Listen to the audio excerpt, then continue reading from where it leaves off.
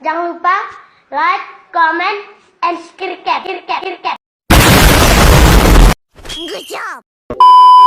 7 preman kelas kakap di Indonesia.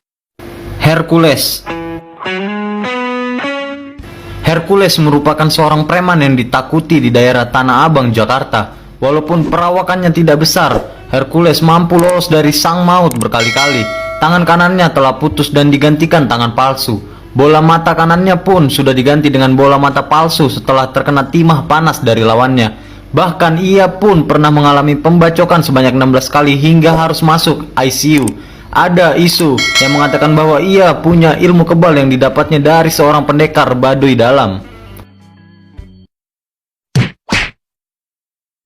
Kusni Kasdut. Kusni Kasdut adalah preman sekaligus penjahat dan perampok kelas kakap yang pernah ada di Indonesia.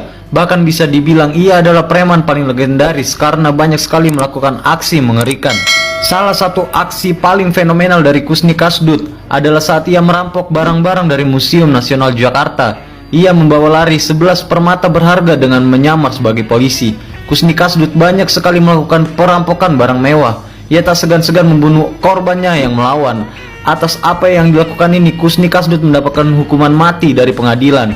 Sebelum eksekusi datang, Kusni Kasdut akhirnya bertobat dan memeluk agama Katolik. Johnny Indo. Nama Johnny Indo mulai meroket ketika ia dengan kelompoknya melakukan aksi perampokan di sebuah bank pada siang hari. Ya, kayak di film-film Hollywood gitu gambarannya.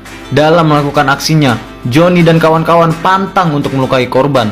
Namun akhirnya dia tertangkap oleh polisi karena kecerobohan anggotanya yang menjual barang rampokan sembarangan. Mereka pun dipenjara di Nusa Kembangan. Akan tetapi, hal itu tidak membuat Johnny berhenti.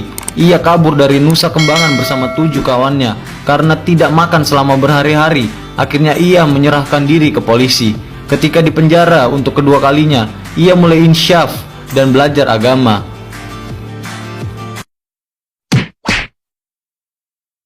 Anton Medan.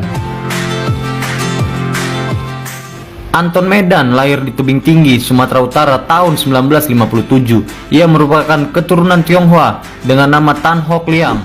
Sebelum insyaf, ia merupakan perampok yang ganas dan juga seorang bandar judi.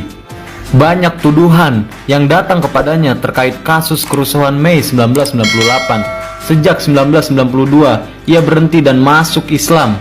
Kemudian membuat Masjid Jami Tan Hock Liang di daerah Cibinong. Sahara Oloan Panggabean. Nah, preman yang satu ini berasal dari Tapanuli, Sumatera Utara. Nggak semua orang bisa ketemu sama Olo, sapaan akrabnya. Cuma orang-orang tertentu yang bisa bertemu dengannya. Itu pun harus melewati penjagaan berlapis-lapis.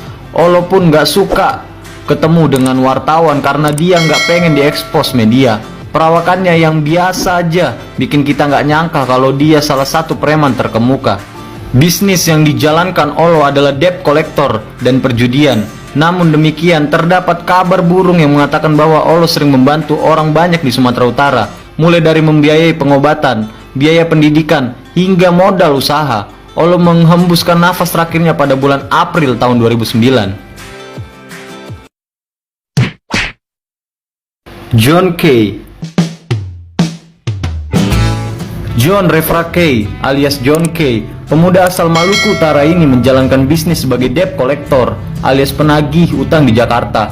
Konon kelompok John Kay meminta komisi sebesar 10-20% dalam menjalankan bisnisnya tersebut. Namanya mencuat setelah Basri Sangaji yang tak lain adalah kompetitornya dalam bisnis penagih utang tewas terbunuh pada tahun 2004. Selain itu pula, beberapa kasus pembunuhan dan kerusuhan di Jakarta pernah melibatkan nama John Kay.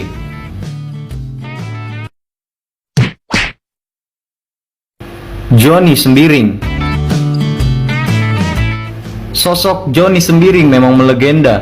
Johnny Sembiring dikenal preman intelek. Kabarnya ia pernah berhasil mengelabui Perdana Menteri atau PM Malaysia. Tujuannya saat itu adalah untuk mendapatkan uang dengan memanfaatkan ketegangan politik antara Indonesia dan Malaysia. Kejadian tersebut terjadi pada tahun 60-an, namun belum ada informasi jelas lagi soal cara mengelabui dan teknik yang ia lakukan tersebut. Kabar ini agaknya perlu didalami dan digali lebih lagi faktanya.